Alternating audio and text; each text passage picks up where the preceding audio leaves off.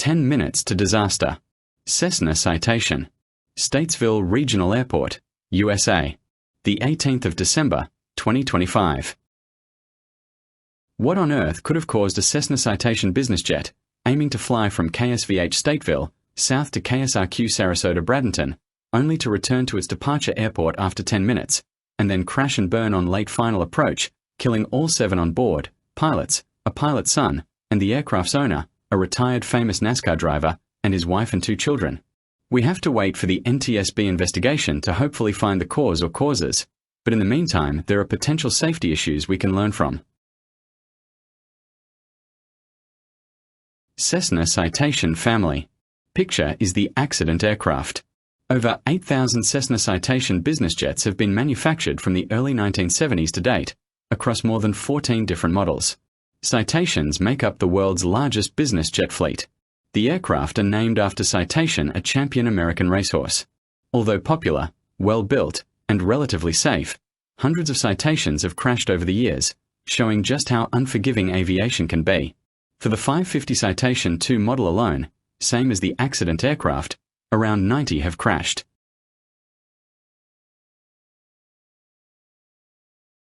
A Cessna 550 Citation II, N257BW, was destroyed when it was involved in an accident at Statesville Regional Airport, SVH KSVH, Statesville, North Carolina.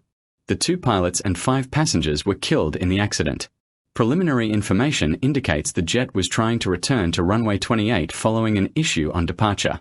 The airplane collided with terrain short of the runway, crossed a road and the airport perimeter fence before finally coming to rest on the runway. A post-crash fire ensued. The aircraft's speed was fluctuating.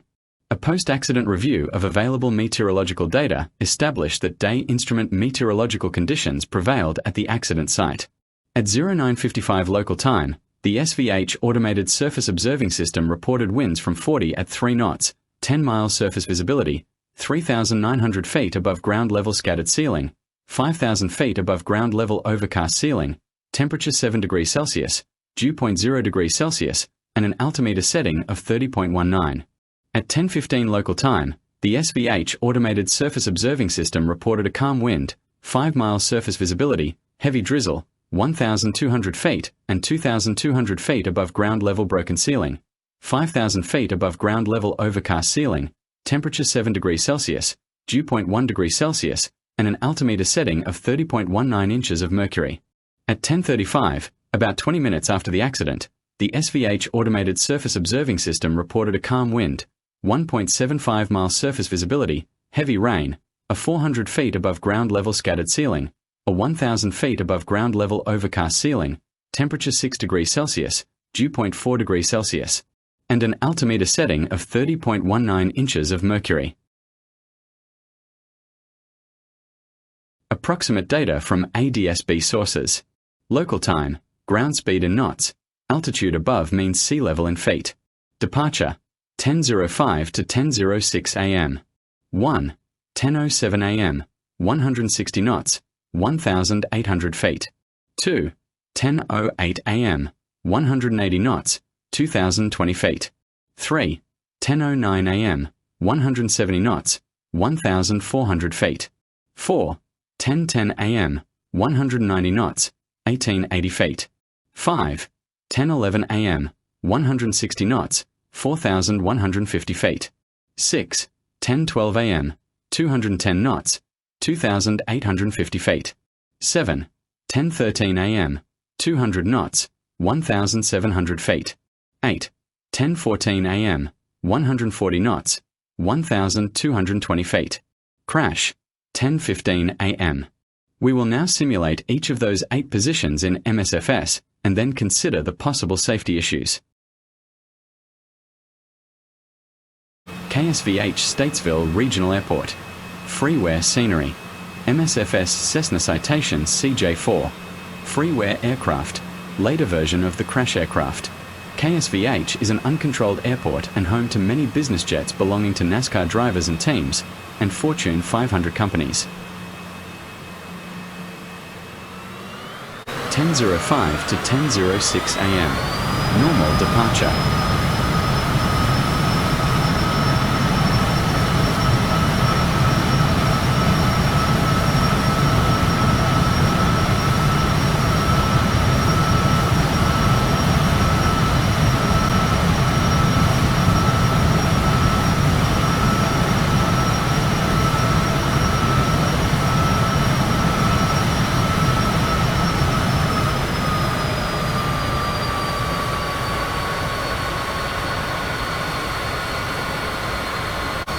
turning climb to point 1.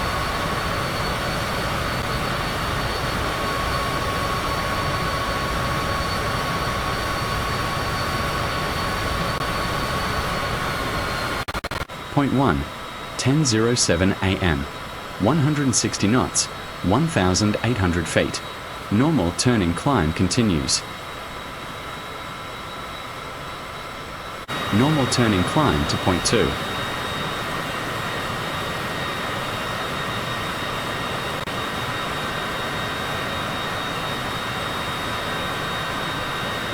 Point 2, 10:08 a.m.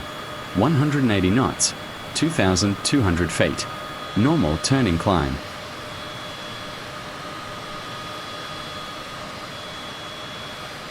En route to point 3. Speed and altitude decrease. Something may be going wrong here.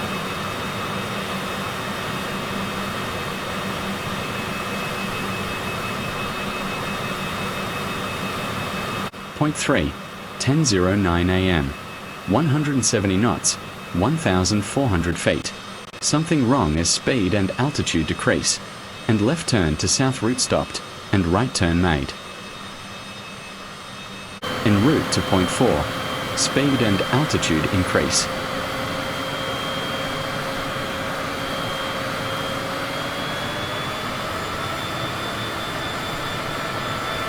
Point 4, 10:10 a.m. 190 knots, 1,880 feet.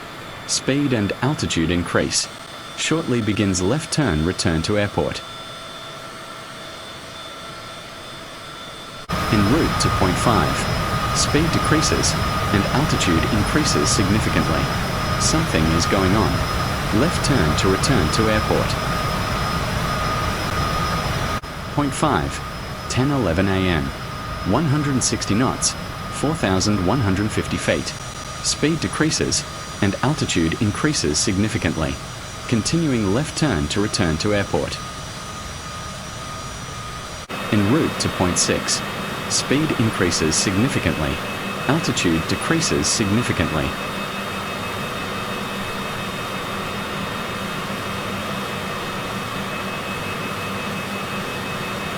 Point 6, 10:12 a.m. 210 knots, 2,850 feet. Speed increases significantly. Altitude decreases significantly. Weather possibly deteriorating. En route to point 7, appears to be controlled descent to runway 10.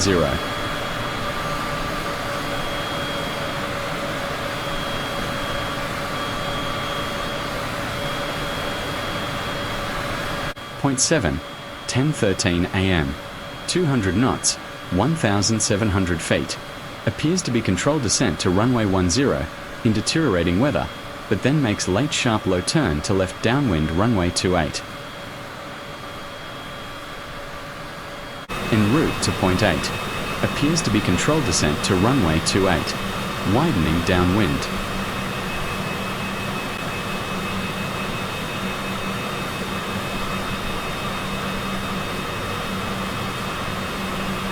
Point 8, 10:14 a.m.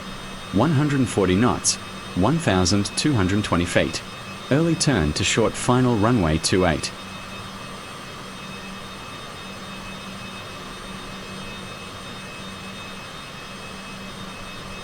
Turning final runway 28.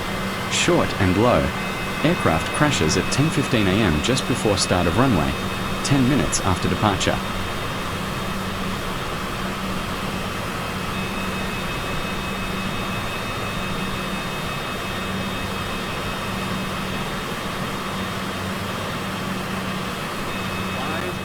Safety issues discussion, 1 of 3.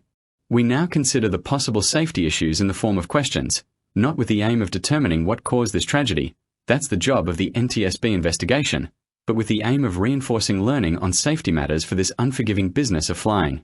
Pilots. How many citation qualified pilots were on board? Who was in the left-hand seat and the right-hand seat? Was there any pilot incapacitation in flight? Safety issues discussion, 2 of 3. Pre-takeoff checklist. Were all items covered properly, or did rushing or distraction cause any to be missed? Were the pitot tube covers removed? If not, the airspeed indicator and some other instruments would not work? Were the front cargo latches locked? There have been cases of these opening in flight and contents being ingested into an engine. Loading, and weight and balance. Was this done properly, particularly given the number of people and amount of luggage? Weather. Did the deteriorating weather lead to disorientation, lack of spatial awareness, difficulty seeing the airport, unstable approach, etc.? Safety issues discussion. 3 of 3. Engine or other technical. Was there some sort of engine, instrument, mechanical or structural problem? Did an engine fail? Can still fly with one engine, but extra workload. Was there a runaway elevator trim? Were emergency checklists committed to memory? Pre-landing checklist. Were all items covered properly? Or did an emergency or panic cause any to be missed? Were power and flaps set correctly? If you can think of any others, please leave a comment. Thanks for watching. Now, to finish off on a nicer note, here is some great real-life footage of a Cessna 550 Citation 2, same as the crash aircraft, taking off and landing at Samuddin Airport, Switzerland.